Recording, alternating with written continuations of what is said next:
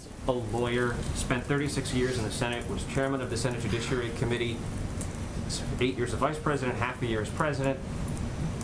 He speaks often about democracy versus autocracy. He's issuing or overseeing this order from the CDC in the face of doubts about its constitutionality, which he seemed to echo yesterday. There's no inconsistency here. The president is, I mean, there are many people out there who say that the president is essentially not giving voice to the ethic that he campaigned on. He didn't call Congress back. He asked Congress to act. It didn't. How do you square all that?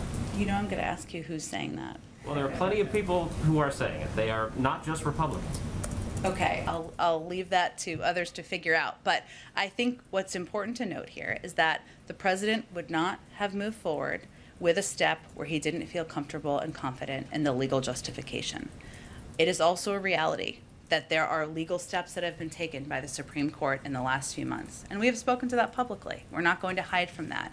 But he asked the CDC and his legal experts to look at what is possible. This is a narrow, targeted moratorium that is different from the national moratorium. It's not an extension of that. It's a different moratorium from a policy and legal standpoint. So he felt comfortable in the justification and the legal approach to this effort. A quick follow-up on that, Jen?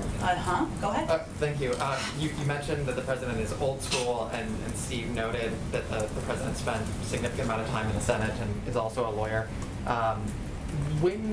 What was the moment that the president became certain that he was on solid legal standing to move forward with this extension? And what was the argument, specific legal argument that won out and changed his mind? Because yesterday he seemed to be weighing the two options.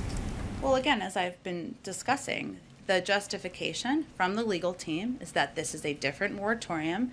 It's narrow. It's targeted at the areas highest impacted. It is not an extension of the national moratorium that was struck down just 6 weeks ago. So is the sense here that, you know, this is temporary? It's still an open question about the constitutionality, but it is temporary. It was extended until October 3rd. So it's still a question of whether or not this is constitutional, but it's worth it? I didn't say that. He would not have advocated for and supported moving forward with something if he was not comfortable with the legal justification. Let me just. All right, folks, thank you so much for joining us here at Golden State Times. If you're new to the channel, we encourage you to subscribe by clicking that middle button.